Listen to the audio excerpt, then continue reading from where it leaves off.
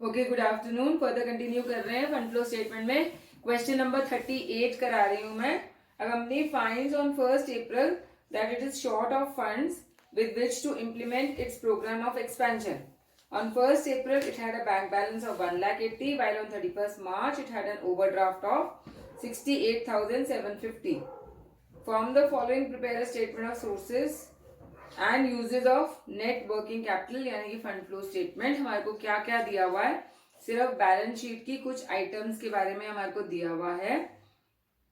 और profit for the year ended 31st March before charging depreciation and taxation amounted to 2,40,000। 5,000 shares were issued at a premium of 5 per share. 1,37,000 were paid by way of income tax. Dividend was paid as follows. Final dividend 10% है, less tax 25%. Interim dividend 5% free of tax है। तो इस question में सबसे पहले हाँ, हमें current assets वगैरह दिए हुए हैं, तो schedule of changes in working capital बना लेते हैं। Schedule of changes in working capital.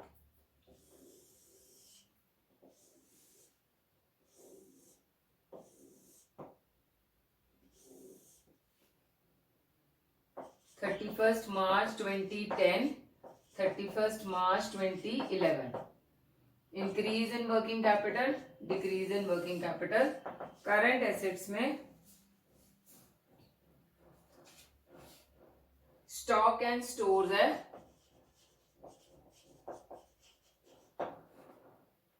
1,90,000 और 3,30,000।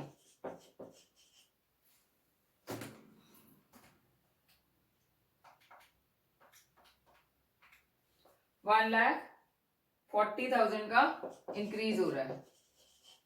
उसके बाद डेटर्स हैं 380 और 335।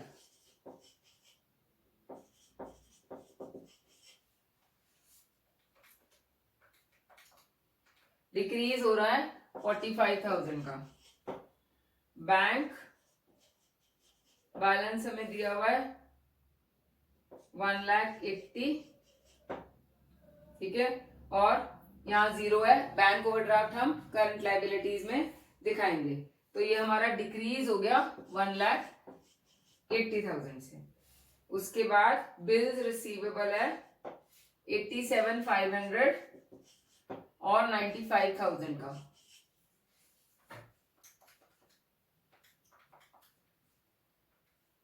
इंक्रीज हो रहा है 7,500 से।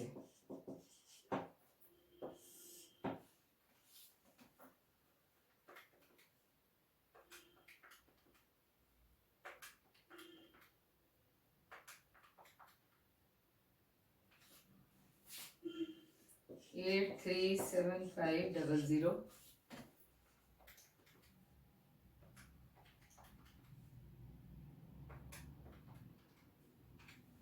7,60,000। करंट लाइबिलिटीज में क्रेडिटर्स हमें दिए हुए हैं 270 और 350 के।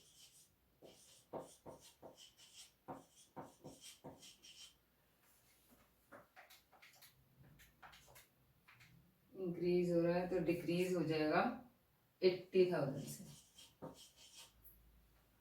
उसके बाद बैंक ओवरड्राफ्ट लेंगे हम। ओपनिंग में कोई नहीं है और क्लोजिंग में है आपका 68,750। ये भी इंक्रीज हो रहा है तो 68,750 से डिक्रीज हो जाएगा। अब वर्किंग कैपिटल निकाल लेते हैं।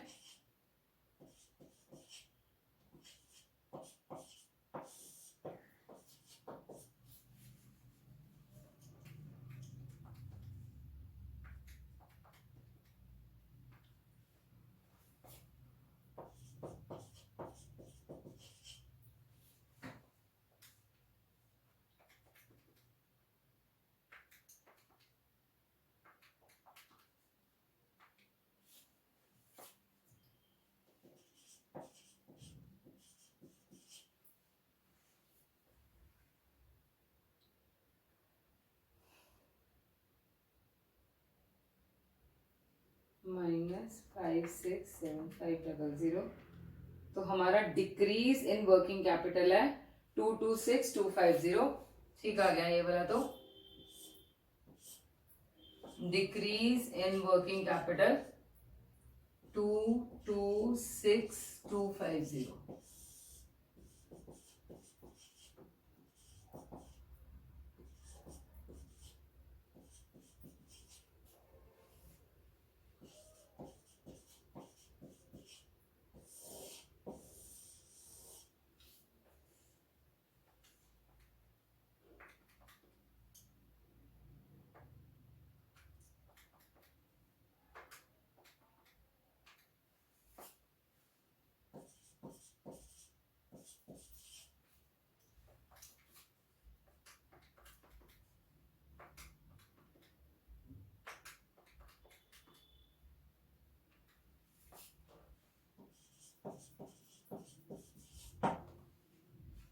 ओके, अब हमारे को कुछ भी नई इंफॉर्मेशन दी हुई है। डेप्रिसिएशन कितनी है और कुछ भी नहीं दिया हुआ है, तो हम क्या करेंगे, नोट्स में लिखेंगे दैट जो आपका प्रॉफिट फॉर द ईयर है, number 1, profit for the year taken as funds from operation as no other information is given. तो ये लिखना है आपने, as no other information is given. उसके बाद आप देखो कि आपका इनकम टैक्स तो हमने ले लेना है। डिविडेंड देखो कि कितना है, नंबर 2 पॉइंट में फाइनल डिविडेंड कितना जा रहा है। फाइनल डिविडेंड 31 मार्च 2011 के ऊपर कितना है हमारा कैपिटल,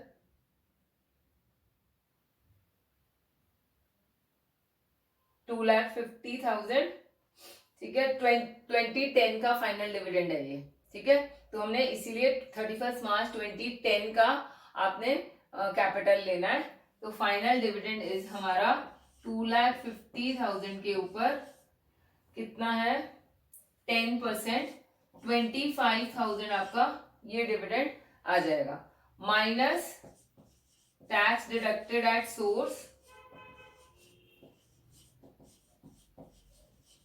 इसके ऊपर 25% पे 25% टैक्स लगना है, तो 6250 आ जाएगा 25 इंटू 25 करके। अब माइनस करके देखो कितना आया, 18,750 का नेट डिविडेंड पे किया गया है। और जो इंटरिम डिविडेंड है वो फ्री ऑफ टैक्स दिया गया है। तो नंबर 3, इंटरिम डिविडेंड कितना पे होगा, 3 लाख के ऊपर, 3 लाख के ऊपर जाएगा आपका 5%। तो 3 लाख पे 5%, 15,000 आपका इंटरिम डिविडेंड जाएगा। अब टैक्स फ्री का मतलब क्या है कि शेयर होल्डर से टैक्स नहीं चार्ज किया जा रहा है, कंपनी खुद टैक्स पे कर रही है। अब एक अजम्पशन और लिखनी है आपने इस क्वेश्चन में, दैट द टैक्स, ये वाला और जो इसके ऊपर टैक्स है, it is assumed that it is paid along with the tax mentioned of 1,37,500। ये अजम्पशन आपने एक और लिखनी है पॉइंट नंबर 4 बना के, that it is assumed that the TDS deducted on final dividend and on interim dividend is paid along with the tax of 1,37,500। बस अब हमने और कोई अकाउंट्स बनाने ही नहीं है, कुछ इंफॉर्मेशन इसमें दी नहीं हुई है, सीधा फंड फ्लो स्टेटमेंट अकाउंट बनाते हैं।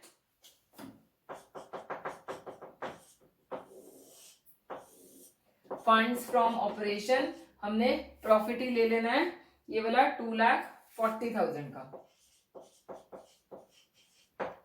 शेयर कैपिटल इशू हो रहा है 50,000 का, और साथ में ही प्रीमियम पे इशू हो रहा है 5,000 इंटू 5 करके 25,000। तो इशू ऑफ शेयर कैपिटल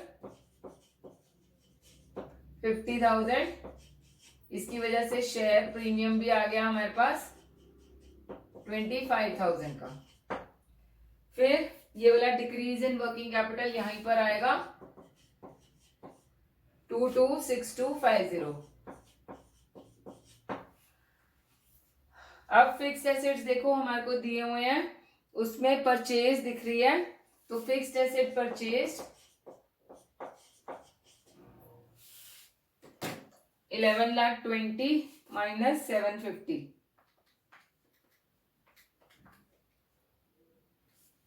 3,70,000 का आपका परचेज हो रही है।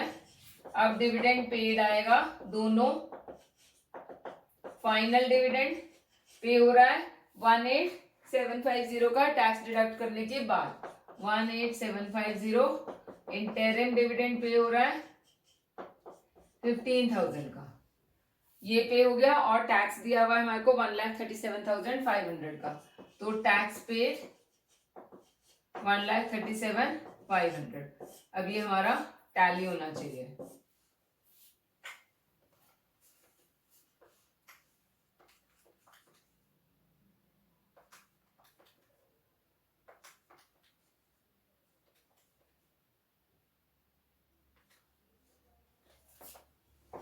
फाइव 4,1,250 इस साइड आ रहा है,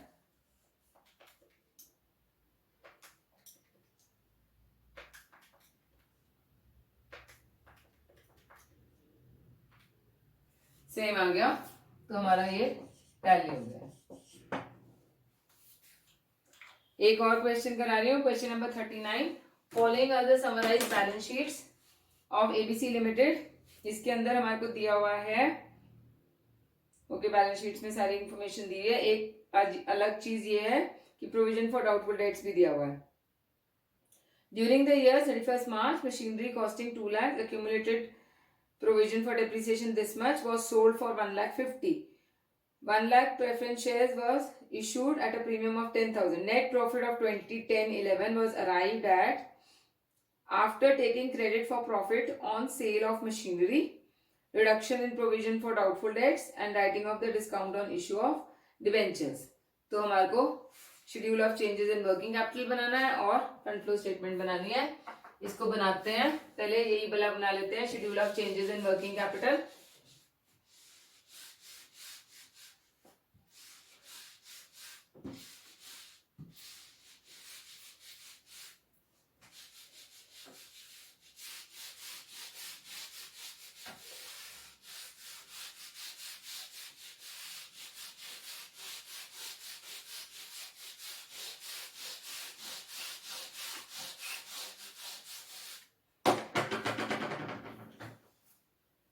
करंट एसेट्स देखो हमारे को इकट्ठे ही दिए हुए हैं, और ये 2010 और 2011 है, इसकी ईयर्स ठीक से लिख लेना।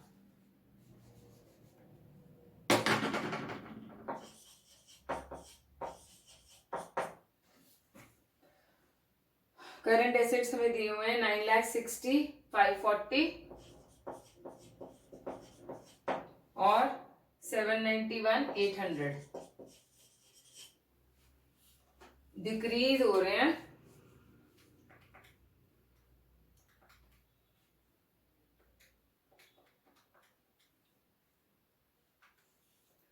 $168,740। उसके बाद करंट लायबिलिटीज भी इकट्ठी ही दी हुई हैं हमारे को, 6,20,000 और 4,40,000।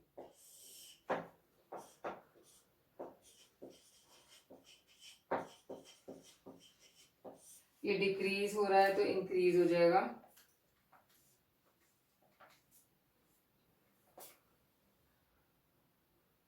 1,80,000।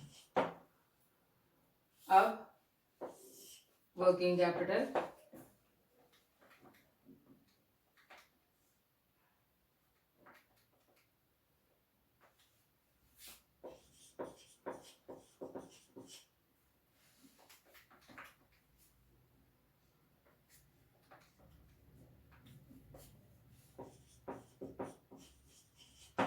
इंक्रीज इन वर्किंग कैपिटल आएगा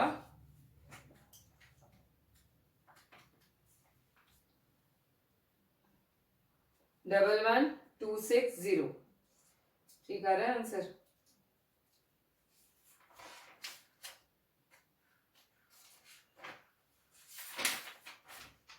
यस, 11260 11260।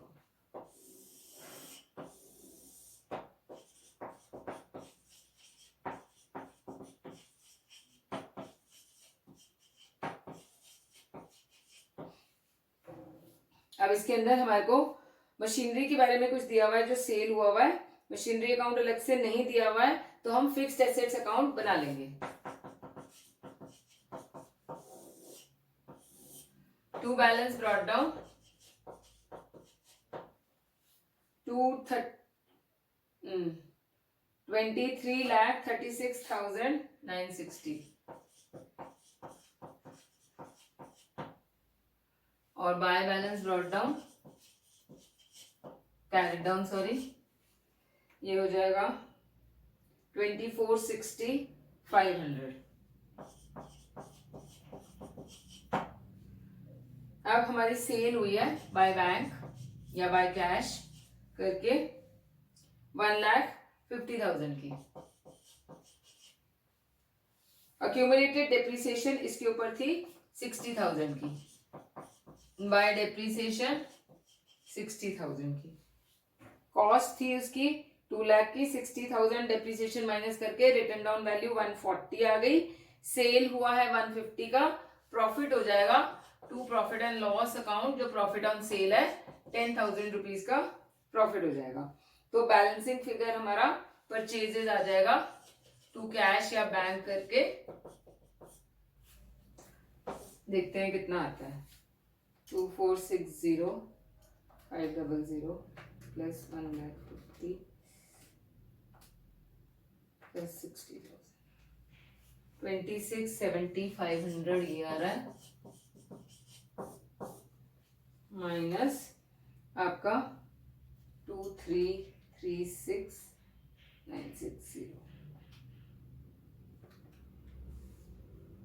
माइनस 10,000 49,90,000। कुछ गड़बड़ लग रही है, 49 कैसे आ जाएगा? ये तो टोटली 2670 का है।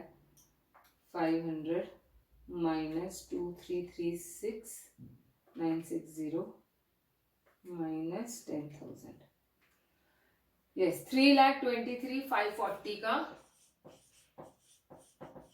परचेज आ गया।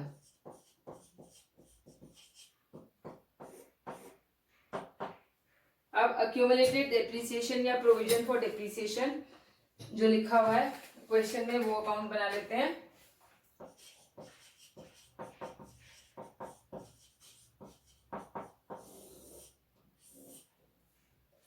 ओपनिंग हमें दिया हुआ है 1,80,000 और क्लोजिंग है 1,95,000। By balance brought down 1,80,000 and to balance carried down 1,95,000। यहाँ से ये आ जाएगा फिक्स्ड एसेट अकाउंट से 60,000 की और बाकी का प्रॉफिट एंड लॉस अकाउंट में चला जाएगा। तो 1,95,000 प्लस 60,000 2,55,000 माइनस 1,80,000 75,000 की करंट ईयर की डेप्रिसिएशन आ जाएगी। एडजस्टेड पीएनएल बना लेते हैं और फिर फंड फ्लो स्टेटमेंट बनाते हैं इसमें।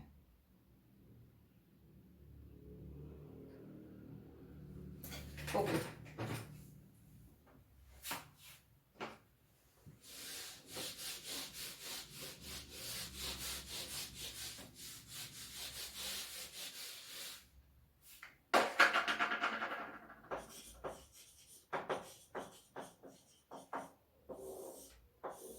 अब एडजस्टेड पीएनएल में मैंने एक चीज बतानी है कि आपको जो बैलेंसेस दिए हुए हैं वो net profit for the year लिखा हुआ है, पीएनएल अकाउंट का बैलेंस नहीं दिया हुआ है यहाँ पे।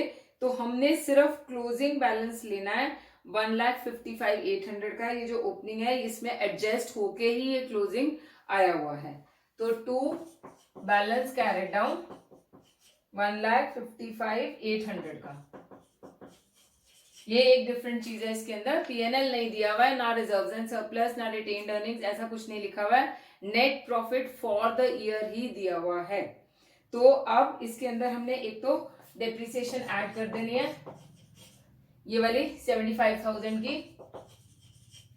और हमारे को देखो क्या क्या दिया हुआ है, after taking the credit for profit on cell of machinery, profit on cell of machinery 10,000 है, profit on cell of machinery 10,000 ये ले लेंगे। और provision for doubtful debts opening 6,000 है, क्लोजिंग 5,000 है। तो प्रोविजन फॉर डाउटफुल डेट्स कम हो गए, और ये प्रोविजन फॉर डाउटफुल डेट्स आपकी करंट लायबिलिटीज में इंक्लूडेड नहीं है, इसलिए ये schedule for changes in working capital में नहीं आया हुआ है। तो इसको आपने यहां पर दिखाना है, आपका प्रोविजन रिडक्शन हुई है लायबिलिटीज में, तो by provision for doubtful debts 1,000 rupees में कम हुआ है। उसके बाद आपका जो डिवेंचर डिस्काउंट दिया हुआ है वो राइट ऑफ हुआ है 5,000 रुपीज से। तो to debenture discount return of 5,000 का। अब हमारा balancing figure funds from operation आ जाता है, कुछ और तो नहीं रह गया। Fixed asset, current asset, discount, capital, बस हमने सारा कुछ कवर कर लिया है। ठीक है, तो अब निकालते हैं कितना आएगा।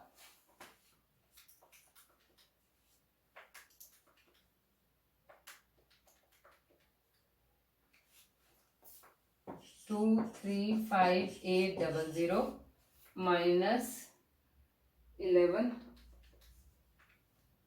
22,4,800, इतना ही आ रहा है। यस, 22,4,800 हमारा फंड्स फ्रॉम ऑपरेशन आ गया। अब फंड फ्लो स्टेटमेंट बनाते हैं। सबसे पहले फंड्स फ्रॉम ऑपरेशन 22,4,800, फिर हमने मशीनरी बेची है, मशीनरी सोल्ड 1,50,000, फिर फिक्स्ड एसेट परचेज्ड 323,540 के। ठीक है, अब करंट एसेट्स डिस्काउंट ले लिया हमने। कैपिटल देखो हमारा सेम ही है। प्रेफरेंस शेयर्स का हमारे को दिया भी हुआ है, 1 लाख रुपीज का कैपिटल इशू हुआ है। तो प्रेफरेंस शेयर्स इशूड 1 लाख के। प्रीमियम पे है क्या, प्रीमियम ऑफ 10,000, तो 10,000 का भी ऐड करेंगे, शेयर प्रीमियम 10,000। उसके बाद डिबेंचर्स जो हैं के बारे में कुछ लिखा हुआ था, नहीं कुछ नहीं लिखा हुआ है। डिबेंचर्स हमारे सेम ही है। करंट लायबिलिटीज, प्रोविजन फॉर डेप्ट डाउटफुल, डिविडेंड पे हुआ है 2011 में 1,50,000 का, 1,50,000। और हमारा इंक्रीज इन वर्किंग कैपिटल है 11,260। करके देखते हैं, हमारा ये टैली हो जाना चाहिए।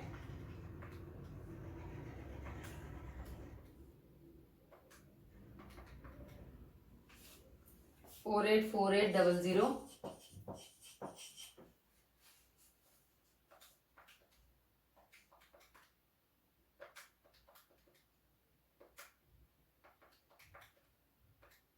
यस, 48,4800 दोनों तरफ का हमारा ये टैली हो गया। ठीक है,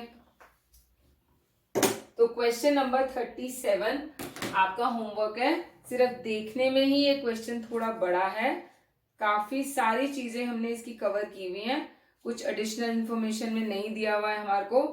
आपने इसको ट्राई कर लेना। एक बार ही ट्राई कर लेना, मोस्ट प्रोबेबली आपका हो जाना चाहिए। अगर नहीं होगा तो मैं करवा दूंगी। और बस थोड़े से क्वेश्चंस रह गए हैं, लास्ट के 1-2 क्वेश्चंस नहीं भी करोगे तो भी चल जाएगा, क्योंकि इतने बड़े क्वेश्चंस आते नहीं हैं आपको। So we just find up this chapter in 1 और 2 क्लासेस, और फिर आपका फर्स्ट यूनिट का बस एक वो शेयर्स वाला, सॉरी फाइनेंशियल वाला चैप्टर रहता है, फाइनेंशियल स्टेटमेंट एनालिसिस, वो मैं करवा दूंगी क्योंकि आपके एमएसटी में आने हैं, एंड आपका एमएसटी रेडी हो जाएगा फिर। ठीक है, so will continue in the next class.